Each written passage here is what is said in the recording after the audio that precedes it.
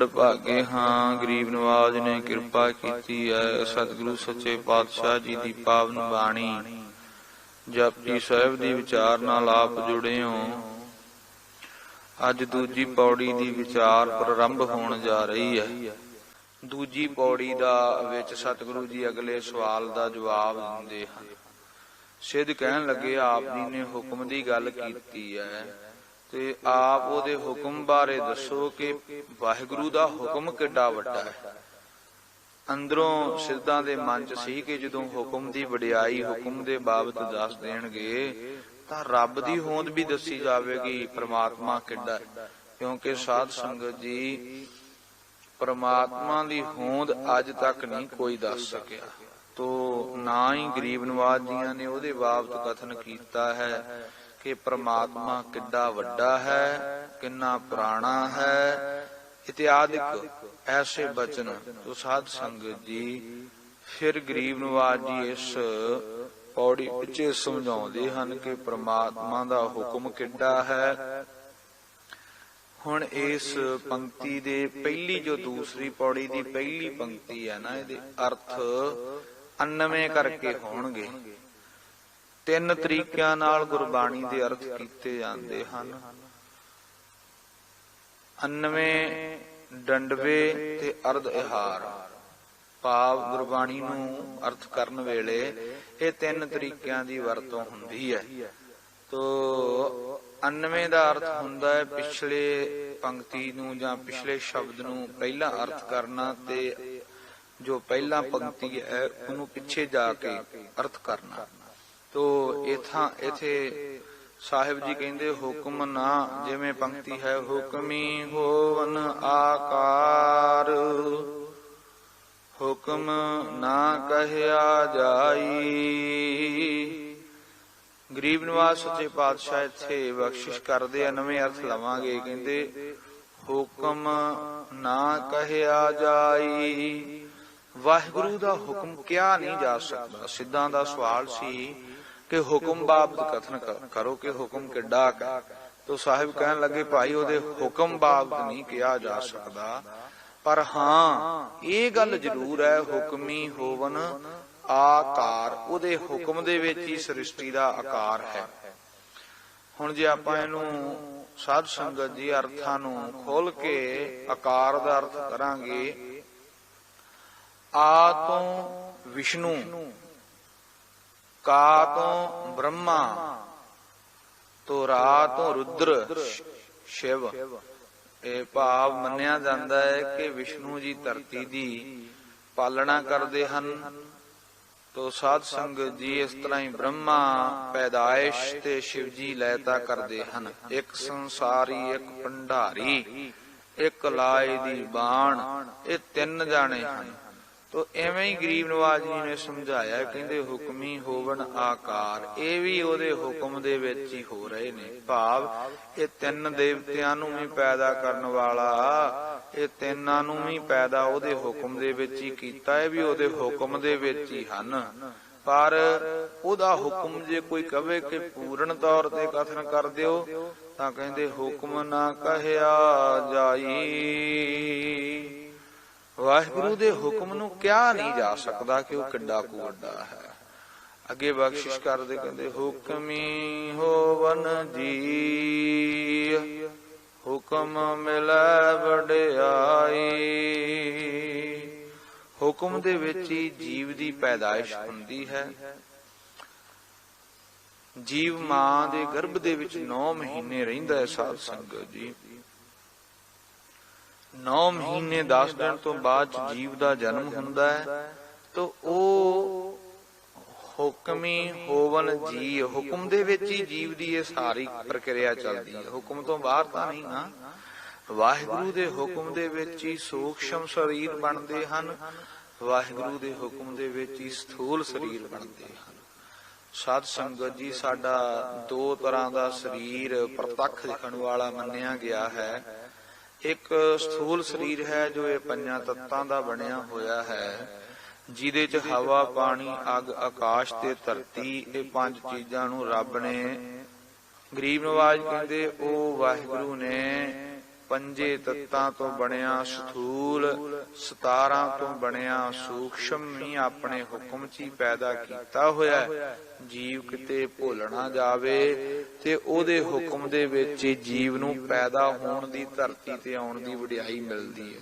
ਆਤਮਾ ਦੇ ਹੁਕਮ ਦੇ ਦੁਆਰਾ ਫਿਰ ਉਹ ਸਰੀਰ ਤਿਆਰ ਹੁੰਦਾ ਹੈ, ਜੀਵ ਪੈਦਾ ਹੁੰਦਾ ਹੈ। ਫਿਰ ਸਰੀਰ ਪੈਦਾ ਹੋਣ ਤੋਂ ਬਾਅਦ ਵਿੱਚ ਉਹਨੂੰ ਵਾਹਿਗੁਰੂ ਵਡਿਆਈਆਂ ਬਖਸ਼ ਦਿੰਦੇ। ਧਰਤੀ ਤੇ ਆਉਣ ਦੀਆਂ, ਸੰਸਾਰ ਤੇ ਸਿਫਤਾਂ ਸਲਾਹਤਾਂ ਦੀਆਂ ਵਡਿਆਈਆਂ ਬਖਸ਼ ਦਿੰਦੇ। ਮਹਾਰਾਜ ਕਹਿੰਦੇ ਹੁਕਮ ਹੀ ਹੋਵਨ ਜੀ, ਹੁਕਮ ਮਿਲੇ ਵਡਿਆਈ। ਉਹਦੇ ਹੁਕਮ ਦੇ ਵਿੱਚ ਹੀ ਜੀਵ ਪੈਦਾ ਹੋਇਆ, ਹੁਕਮ 'ਚ ਹੀ ਗਿਆਨ ਹੋਇਆ, ਹੁਕਮ 'ਚ ਹੀ ਉਹ ਮਾਂ ਦੇ ਗਰਭ ਦੇ ਵਿੱਚੋਂ ਆਇਆ। ਬਾਹਰ ਲਿਵ ਛੁੜਕੀ ਲੱਗੀ ਤ੍ਰਿਸ਼ਨਾ, ਮਾਇਆ ਅਮਰ ਵਰਤਾਇਆ। ਮਾਂ ਦੇ ਗਰਭ 'ਚੋਂ ਨਿਕਲਿਆ, ਬਾਅਦ 'ਚ ਨਾਲ ਹੀ ਬਸ ਮਾਇਆ ਦੀ ਪਾਹ ਲੱਗ ਜਾਂਦੀ ਹੈ। ਪਰ ਉਦੋਂ ਤੱਕ ਜਦੋਂ ਤੱਕ ਉਹਦੇ ਹੁਕਮ 'ਚ ਨਾਮ ਨੂੰ ਨਹੀਂ ਛੱਡਦਾ, ਉਦੋਂ ਤੱਕ ਸਾਧ ਸੰਗਤ ਜੀ ਉਹਦੇ ਹੁਕਮ 'ਚ ਵਿਚਰਦਾ, ਵਾਹਿਗੁਰੂ ਦੀ ਆਰਾਧਨਾ ਕਰਦਾ ਹੈ। ਹੁਕਮੀ ਉੱਤਮ ਨੀਚ, ਉਹਦੇ ਹੁਕਮ ਦੇ ਵਿੱਚ ਹੀ ਉੱਤਮ ਚੰਗੇ ਲੋਕ ਹਨ ਤੇ ਉਹਦੇ ਹੁਕਮ ਦੇ ਵਿੱਚ ਹੀ ਮਾੜੇ ਲੋਕ ਹਨ। ਇੱਥੇ ਕੋਈ ਜਾਤੀਵਾਦ ਦੀ ਗੱਲ ਨਹੀਂ ਮਹਾਰਾਜ ਕਰ ਰਹੇ। ਇੱਥੇ ਸਤਿਗੁਰੂ ਸੱਚੇ ਪਾਤਸ਼ਾਹ ਉਸ ਬਿਰਤੀ ਦੀ ਗੱਲ ਕਰ ਰਹੇ ਨੇ। ਜਿਵੇਂ ਸਾਧ ਸੰਗਤ ਜੀ, ਕੁਝ ਲੋਕ ਐਸੇ ਨੇ ਜਿਹੜੇ ਸਤੋਗੁਣ ਦੇ ਸਹਿਤ ਚੱਲਦੇ ਹਨ। ਸਤੋਗੁਣ ਤੋਂ ਭਾਵ ਜਿਹੜੇ ਚੰਗਿਆਈ ਕਰਨ ਦੀ ਇੱਛਾ ਰੱਖਦੇ, ਜਿਹੜੇ ਧਰਮ ਕਰਦੇ ਹਨ, ਜਿਹੜੇ ਧਰਮ ਦੇ ਕਰਮ ਕਰਦੇ ਹਨ। ਤੋ ਸਾਧ ਸੰਗਤ ਜੀ, ਇਹ ਸਾਰੇ ਜੀਵ ਉਹਦੇ ਹੁਕਮ ਦੇ ਵਿੱਚ ਹੀ ਹਨ, ਉਹਦੇ ਹੁਕਮ ਤੋਂ ਬਾਹਰ ਨਹੀਂ ਹੈ। ਕੋਈ ਗੁਰੂ ਦੇ ਹੁਕਮ ਤੋਂ ਬੇਮੁਖ ਨਹੀਂ ਹੋ ਸਕਦਾ। ਜਿਹੜਾ ਵੱਡਾ ਬੇਮੁਖ ਹੋਣ ਦੀ ਗੱਲ ਕਰੇ, ਨਾਲ ਹੀ ਪਾਤਸ਼ਾਹ ਸੁੱਟ ਲੈਂਦੇ। ਤੋ ਇਸ ਤਰ੍ਹਾਂ ਹੁਕਮੀ ਉੱਤਮ ਨੀਚ, ਹੁਕਮ ਲੇਖ ਦੁਖ ਸੁਖ ਪਾਈ ਹੈ। ਉਹਦੇ ਹੁਕਮ ਦੇ ਵਿੱਚ ਹੀ ਇਹ ਸਾਰੀਆਂ ਗੱਲਾਂ, ਦੁੱਖਾਂ ਦਾ, ਸੁੱਖਾਂ ਦਾ, ਇਹ ਸਾਰਾ ਜਿਹੜਾ ਆਭਾਸ ਹੈ, ਦੁੱਖਾਂ ਦੀ ਤੇ ਸੁੱਖਾਂ ਦੀ ਜਿਹੜੀ ਖੇਡ ਹੈ ਨਾ, ਇਹ ਉਹਦੇ ਹੁਕਮ ਦੇ ਵਿੱਚ ਹੀ ਹੈ। ਸਾਧ ਸੰਗਤ ਜੀ, ਹੁਕਮ 'ਚ ਹੀ ਸਾਨੂੰ ਪ੍ਰਤੀਤ ਹੁੰਦਾ ਹੈ ਕਿ ਵਾਹਿਗੁਰੂ ਨੇ ਇਹ ਦੁੱਖ ਦਿੱਤਾ ਹੈ। ਇਹ ਹੁਕਮ 'ਚ ਹੀ ਦੁੱਖ ਆਉਂਦੇ ਹਨ। ਕਲਗੀਧਰ ਸੱਚੇ ਪਾਤਸ਼ਾਹ ਮਹਾਰਾਜ ਦੀ ਜਦੋਂ ਪਾਵਨ ਪਵਿੱਤਰ ਬਾਣੀ ਸ੍ਰੀ ਦਸਮ ਗ੍ਰੰਥ ਸਾਹਿਬ ਦੀ ਰਚਨਾ 'ਚ ਪੜ੍ਹਦੇ ਹਾਂ ਤਾਂ ਉੱਥੇ ਮਹਾਰਾਜ ਸਪਸ਼ਟ ਲਿਖਦੇ ਨੇ। ਕਹਿੰਦੇ ਪਹਿਲਾਂ ਇਸ ਧਰਤੀ ਤੇ ਕੋਈ ਰੋਗ ਨਹੀਂ ਸੀ, ਕੋਈ ਦੁੱਖ ਨਹੀਂ ਸੀ, ਪਰ ਪ੍ਰਮਾਤਮਾ ਨੇ ਜੀਵ ਨੂੰ ਪੈਦਾ ਕੀਤਾ ਤੇ ਪੈਦਾ ਕਰਨ ਦੇ ਨਾਲ ਜੀਵ ਦੇ ਅੰਦਰ ਸੰਸਾਰ ਦੇ ਵਿੱਚ ਮਾਇਆ ਦਾ ਦਿਨ ਬਾ ਦਿਨ ਪਸਾਰਾ ਵੱਧਦਾ ਗਿਆ। ਮਾਇਆ ਦੇ ਵਿੱਚ ਗੁਲਤਾਨ ਹੁੰਦਾ ਗਿਆ। ਜਿਸ ਤਰੀਕੇ ਜੀਵ ਮਾਇਆ 'ਚ ਗੁਲਤਾਨ ਹੁੰਦਾ ਗਿਆ, ਪ੍ਰਮਾਤਮਾ ਨੇ ਵੀ ਫਿਰ ਉਸੇ ਤਰ੍ਹਾਂ ਸਾਧ ਸੰਗਤ ਜੀ ਜੀਵ ਵਾਸਤੇ ਦੁੱਖ ਰੋਗ ਪੈਦਾ ਕਰ ਦਿੱਤੇ। ਦੁੱਖ ਰੋਗ ਪੈਦਾ ਕਰਕੇ ਇਸ ਸਰੀਰ ਨੂੰ ਦੁੱਖ ਲੱਗੇਗਾ ਜੀਵ ਦੇ ਨੂੰ, ਤਾਂ ਸਾਧ ਸੰਗਤ ਜੀ ਉਹ ਨਾਮ ਜਪੇਗਾ, ਉਹ ਦੁੱਖ ਦਾਰੂ ਰੂਪ ਹੋ ਕੇ ਪ੍ਰਮਾਤਮਾ ਨਾਲ ਮਿਲਾਵੇਗਾ। ਜਿਵੇਂ ਆਪਾਂ ਭਗਤੀ ਪੜ੍ਹਦੇ ਆ ਨਾ ਰੋਜ਼, ਦੁੱਖ ਦਾਰੂ ਸੁਖ ਰੋਗ ਭਇਆ। ਜਿਵੇਂ ਦੁੱਖਾਂ ਜਿਹੜੇ ਹੈ ਉਹਨਾਂ ਨੂੰ ਦਾਰੂ ਗੁਰਬਾਣੀ 'ਚ ਮੰਨਿਆ ਗਿਆ। ਕਿਉਂ ਮੰਨਿਆ? ਕਿਉਂਕਿ ਦੁੱਖ ਵੇਲੇ ਪ੍ਰਮਾਤਮਾ ਯਾਦ ਆ ਜਾਂਦਾ ਹੈ, ਪਰ ਸੁਖ ਵੇਲੇ ਅਸੀਂ ਪ੍ਰਮਾਤਮਾ ਨੂੰ ਵਿਸਾਰ ਦਿੰਨੇ ਆ, ਚੇਤਾ ਭੁਲਾ ਦਿੰਨੇ ਆ। ਇਉਂ ਸਾਧ ਸੰਗਤ ਜੀ, ਇਹ ਗਰੀਬ ਨਿਵਾਜ ਸੱਚੇ ਪਾਤਸ਼ਾਹ ਜੀ ਦੀ ਬਖਸ਼ਿਸ਼ ਹੀ ਹੈ ਕਿ ਹੁਕਮ ਦੇ ਵਿੱਚ ਹੀ ਜੀਵ ਨੂੰ ਦੁੱਖ ਲੱਗਦੇ ਹਨ ਔਰ ਉਹਦੇ ਹੁਕਮ ਦੇ ਵਿੱਚ ਹੀ ਦੁੱਖਾਂ ਤੋਂ ਰਹਿਤ ਹੋ ਜਾਂਦਾ ਹੈ, ਭਾਵ ਦੁੱਖਾਂ ਨੂੰ ਪ੍ਰਤੀਤ ਨਹੀਂ ਕਰਦਾ। ਗਰੀਬ ਨਿਵਾਜ ਕਹਿੰਦੇ ਉਹਦੇ ਹੁਕਮ ਨੂੰ ਮੰਨ। ਜਦੋਂ ਤੂੰ ਹੁਕਮ ਨੂੰ ਮੰਨੇਗਾ, ਦੁੱਖ ਭਾਵੇਂ ਪਹਾੜ ਜਿੱਡਾ ਤੇਰੇ ਤੇ ਡਿੱਗ ਪਵੇ, ਤੈਨੂੰ ਦੁੱਖ ਵਾਂਗਰਾ ਪ੍ਰਤੀਤ ਹੀ ਨਹੀਂ ਹੋਵੇਗਾ। ਹੁਣ ਦੁੱਖ ਵੇਖੀਏ ਕਿ ਬਾਬਾ ਬੰਦਾ ਸਿੰਘ ਬਹਾਦਰ ਦਾ ਬੰਦ ਕਟਿਆ ਕਲੇਜਾ, ਉਹਦੇ ਪੁੱਤਰ ਦਾ, ਬਾਬਾ ਬੰਦਾ ਸਿੰਘ ਬਹਾਦਰ ਦੇ ਬੱਚੇ ਦਾ ਕਲੇਜਾ ਕੱਢ ਕੇ ਮੂੰਹ 'ਚ ਪਾਇਆ। ਕੀ ਦੁੱਖ ਨਹੀਂ ਹੁੰਦਾ? ਦੁੱਖ ਉਹੀ ਹੈ ਜੋ ਸਾਨੂੰ ਲੱਗ ਰਿਹਾ ਹੈ, ਦੁੱਖ ਉਹੀ ਉਹਨਾਂ ਨੂੰ ਹੀ ਲੱਗਦਾ ਸੀ। ਪਰ ਬਸ ਇਹੀ ਗੱਲ ਹੈ ਵੀ ਜਿਹਨੇ ਭਾਣੇ ਨੂੰ, ਹੁਕਮ ਨੂੰ ਮੰਨ ਲਿਆ, ਉਹਨੂੰ ਦੁੱਖ ਵਾਂਗਰਾ ਪ੍ਰਤੀਤ ਹੀ ਨਹੀਂ ਹੁੰਦਾ।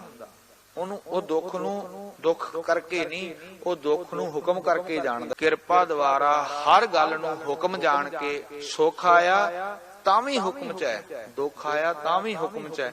ਜਦੋਂ ਫਿਰ ਸੁੱਖ ਦੁੱਖ ਦੋਨੋਂ ਸਮ ਕਰ ਜਾਣਾ, ਫਿਰ ਤੇ ਸੁੱਖ ਤੇ ਦੁੱਖ ਬਰਾਬਰ ਲੱਗਣਗੇ, ਫਿਰ ਤਾਂ ਦੁੱਖ ਦੁੱਖ ਨਹੀਂ ਲੱਗੇਗਾ ਨਾ। ਦੁੱਖ ਤਾਂ ਉਨਾ ਚਿਰ ਹੀ ਹੈ ਜਿੰਨਾ ਚਿਰ ਉਹਨੂੰ ਅਸੀਂ ਮਹਿਸੂਸ ਕੀਤਾ।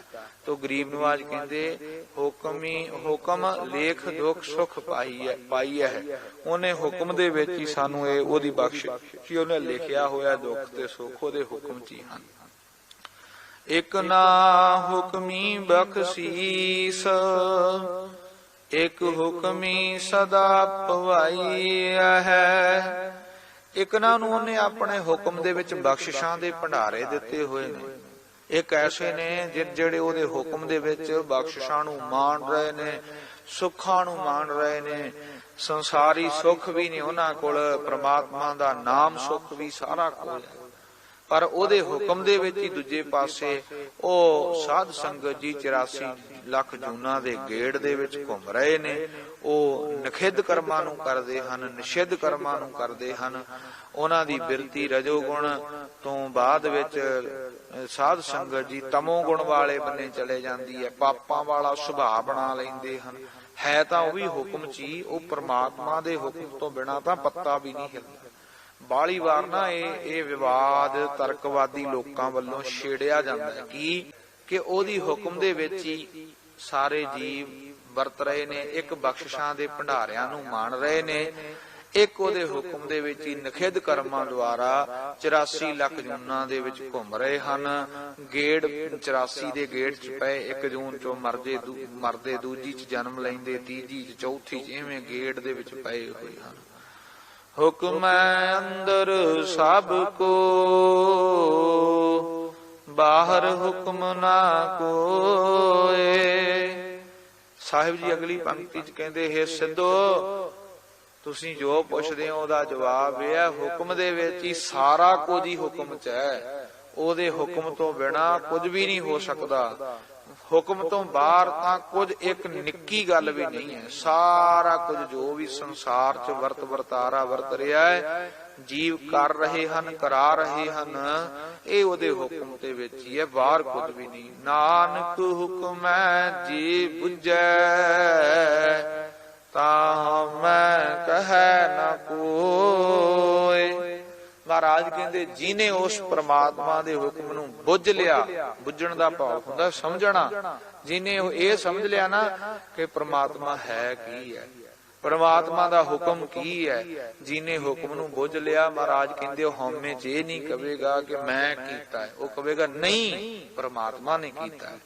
ਅਸੀਂ ਉਹਨਾਂ ਚਿਰ ਇਹ ਗੱਲ ਕਹਿੰਦੇ ਆ ਜਿੰਨਾ ਚਿਰ ਅਸੀਂ ਹੁਕਮ ਨੂੰ ਨਹੀਂ ਸਮਝਿਆ। ਜਿੱਦਣ ਹੁਕਮ ਨੂੰ ਸਮਝ ਲਿਆ ਨਾ ਕਿ ਹੁਕਮ ਹੈ ਅੰਦਰ ਸਭ ਕੋ, ਬਾਹਰ ਹੁਕਮ ਨਾ ਕੋਏ, ਉਦਨੇ ਸਾਡੇ ਅੰਦਰ ਵੀ ਇਹ ਵੀ ਵਰਤਾਰਾ ਚੱਲੇਗਾ ਕਿ ਹੁਕਮ ਨੂੰ ਸਮਝਣ ਦੀ, ਹੁਕਮ ਨੂੰ ਬੁੱਝਣ ਦੀ ਸ਼ਕਤੀ ਆ ਜਾਵੇਗੀ। ਕਿਸੇ ਵੀ ਗੱਲ ਨੂੰ ਸਮਝਣ ਤੋਂ ਪਤਾ ਲੱਗਦਾ ਹੈ। ਕਿਸੇ ਵੀ ਗੱਲ ਦਾ, ਹੁਣ ਅਸੀਂ ਕਿਸੇ ਗੱਲ ਨੂੰ ਮੰਨੋ ਇੱਕ ਗੱਡੀ ਲੈ ਲਈ, ਗੱਡੀ ਦੇ ਵਿੱਚ ਜੋ ਵੀ ਫੀਚਰਸ ਪਾਏ ਹੋਏ ਨੇ, ਸੁੱਖ ਸਹੂਲਤਾਂ ਪਾਈਆਂ ਹੋਈਆਂ, ਜਿੰਨਾ ਚਿਰ ਉਹਦੀ ਸਮਝ ਹੀ ਨਹੀਂ, ਮੰਨ ਲਓ ਗੱਡੀ ਨੂੰ ਚਲਾਉਣ ਦੀ ਜਾਚ ਹੀ ਨਹੀਂ, ਉਹਨਾਂ ਚਿਰ ਉਹ ਕਿਹੜੇ ਕੰਮ ਦੀ ਹੈ। ਏਦਾਂ ਹੀ ਪ੍ਰਮਾਤਮਾ ਦਾ ਹੁਕਮ ਵੀ ਏਦਾਂ ਹੀ ਹੈ। ਜੇ ਉਹਦੇ ਹੁਕਮ ਨੂੰ ਸਮਝਿਆ ਹੀ ਨਹੀਂ, ਉਹਦੇ ਹੁਕਮ ਤੋਂ ਵਰਤਾਰੇ ਦੀ ਖੇਡ ਨੂੰ ਨਹੀਂ ਸਮਝਿਆ ਕਿ ਵਰਤਾਰਾ ਵਰਤਣਾ ਕਿਵੇਂ ਹੈ, ਤਾਂ ਫਿਰ ਸਾਧ ਸੰਗਤ ਦੀ ਗੱਲ ਨਹੀਂ ਸਮਝਣੀ। ਉਹਦੇ ਹੁਕਮ ਦੇ ਵਿੱਚ ਹੀ ਸੁੱਖ ਹੈ, ਉਹਦੇ ਹੁਕਮ ਚ ਹੀ ਦੁੱਖ ਹੈ। ਸੁੱਖ ਦੁੱਖ ਬਿਲਕੁਲ ਛੋਟੇ ਲੱਗਦੇ ਨੇ, ਇਹ ਛੋਟੀਆਂ ਗੱਲਾਂ ਪ੍ਰਤੀਤ ਹੋਣ ਲੱਗ ਜਾਂਦੀਆਂ। ਸੁੱਖ ਸੁੱਖ ਨਹੀਂ ਲੱਗਦਾ, ਦੁੱਖ ਦੁੱਖ ਨਹੀਂ ਲੱਗਦਾ। ਸਭ ਤੋਂ ਵੱਡਾ ਦੁੱਖ ਤਾਂ ਅਸੀਂ ਮਰਨਾ ਹੀ ਸਮਝਦੇ ਹਾਂ। ਸਰੀਰ ਦੇ ਦੁੱਖ ਆ ਗਿਆ, ਚਲੇ ਗਿਆ, ਉਹ ਦੁੱਖਾਂ ਚ ਅਸੀਂ ਉਹਨਾਂ ਦੁੱਖਾਂ ਨੂੰ ਵੱਡਾ ਸਮਝੀ ਜਾ ਰਹੇ ਹਾਂ। ਅੱਛਾ, ਜੇ ਅਸੀਂ ਮਰਨ ਮੌਤ ਨੂੰ ਦੁੱਖ ਮੰਨਦੇ ਹੋਈਏ, ਜੇ ਅਸੀਂ ਕਹੀਏ ਕਿ ਮੌਤ ਸਾਰਿਆਂ ਤੋਂ ਵੱਡਾ ਦੁੱਖ ਹੈ, ਏਦਾਂ ਸੋਚਦੇ ਵੀ ਆ, ਕੋਈ ਮਰ ਜਾਂਦਾ ਹੈ ਤੇ ਰੋਂਦੇ ਰਹਿੰਦੇ ਆ ਕਈ ਸਾਲ। ਜੇ ਸੋਚੀਏ ਕਿ ਮੌਤ ਸਾਰਿਆਂ ਤੋਂ ਵੱਡਾ ਦੁੱਖ ਹੈ, ਕਿਉਂਕਿ ਪੀੜਾ ਤੋਂ ਬਾਅਦ ਚ ਹੀ ਮੌਤ ਆਉਣੀ ਹੈ, ਤੇ ਮੌਤ ਆਈ ਤੇ ਵਿਛੋੜਾ ਵੀ ਪੈ ਜਾਣਾ, ਤੇ ਜੇ ਮੌਤ ਹੀ ਸਾਰਿਆਂ ਤੋਂ ਵੱਡਾ ਦੁੱਖ ਹੈ, ਤਾਂ ਮਹਾਰਾਜ ਕਹਿੰਦੇ ਜੇ ਮੇਰੇ ਕੋਲ ਆਉਣਾ ਹੈ, ਸਿੱਖ ਬਣਨਾ ਹੈ, ਤੇ ਪਹਿਲਾਂ ਕੀ ਕਰ, ਪਹਿਲਾਂ ਮਰਨਾ ਕਬੂਲ ਕਰ। ਪਹਿਲਾ ਮਰਨ ਕਬੂਲ, ਜੀਵਨ ਕੀ ਛੱਡ ਆਸ, ਜਿਉਣ ਦੀ ਆਸ ਹੀ ਛੱਡ ਦੇ। ਜੇ ਜਿਉਣ ਦੀ ਆਸ ਛੱਡੇਗਾ, ਮਰਨਾ ਕਬੂਲ ਕਰ ਲਿਆ, ਸੋਚਿਆ ਵੀ ਅੱਜ ਗੁਰੂ ਦੇ, ਅੱਜ ਤੋਂ ਗੁਰੂ ਕਾ ਸਿੰਘ ਸੱਜ ਗਿਆ, ਬਾਣੀ ਪੜ੍ਹਨੀ ਸ਼ੁਰੂ ਕਰ ਦਿੱਤੀ ਹੈ ਤੇ ਮੇਰੀ ਮੌਤ ਹੋ ਗਈ ਹੈ, ਮੇਰੇ ਅੰਦਰੋਂ ਮੈਂ ਮਾਰ ਦਿੱਤੀ ਹੈ, ਜੀਣ ਦੀ ਕੋਈ ਆਸ ਨਹੀਂ, ਇੱਥੇ ਜਾਨ ਕੱਢ ਲਵੇ, ਉੱਥੇ ਕੱਢ ਲਵੇ, ਦੁੱਖ ਦੇ ਦੇ, ਸੁੱਖ ਦੇ ਦੇ। ਫਿਰ ਅਗਲੀ ਗੱਲ ਕਹਿੰਦੇ ਹੋਏ ਸਭਨਾ ਕੀ ਰੇਣਕਾ, ਰੇਣਕਾ ਕਹਿੰਦੇ ਆ, ਰੇਣ ਕਹਿੰਦੇ ਆ ਧੂੜ ਨੂੰ, ਕਹਿੰਦੇ ਸਾਰਿਆਂ ਦੇ ਚਰਨ ਧੂੜ ਬਣ ਕੇ ਤਉ ਆਓ ਹਮਾਰੇ ਪਾਸ, ਇੰਨਾ ਨਿਮਾਣਾ ਬਣ ਹੋ ਕੇ ਆ ਕਿ ਮੇਰੇ ਕੋ ਸਾਰਿਆਂ ਦੀ ਚਰਨ ਧੂੜ ਬਣ ਕੇ ਆ। ਤੋ ਮਹਾਰਾਜ ਸੱਚੇ ਪਾਤਸ਼ਾਹ ਕਹਿੰਦੇ ਜਦੋਂ ਏਦਾਂ ਦੀ ਬਿਰਤੀ ਬਣਾਵੇਂਗਾ ਫਿਰ ਹੁਕਮ ਦੀ ਖੇਡ ਸਮਝ ਆਵੇਗੀ। ਹੁਕਮ ਹੈ ਨਾਨਕ, ਹੁਕਮ ਹੈ ਜੇ ਬੁੱਝੈ, ਜੇ ਹੁਕਮ ਨੂੰ ਸਮਝ ਲਿਆ ਤਾਂ ਫਿਰ ਕਦੀ ਇਹ ਨਹੀਂ ਕਹੇਗਾ ਕਿ ਮੇਰੇ ਨਾਲ ਏਦਾਂ ਹੋ ਗਿਆ, ਮੇਰੇ ਨਾਲ ਏਦਾਂ, ਮੈਂ ਤਾਂ ਖਤਮ ਹੀ ਹਾਂ, ਮੈਂ ਤਾਂ ਉਨਾ ਚਿਰ ਹੈ ਜਿੰਨਾ ਚਿਰ ਤੂੰ ਹੁਕਮ ਨੂੰ ਨਹੀਂ ਸਮਝਿਆ। ਜਿੱਦਣ ਹੁਕਮ ਨੂੰ ਸਮਝ ਲਿਆ ਉਦਣ ਮੈਂ ਮੇਰੀ ਦੀ ਖੇਡ ਜਿਹੜੀ ਆ ਉਹ ਖਤਮ ਹੋ ਜਾਵੇਗੀ।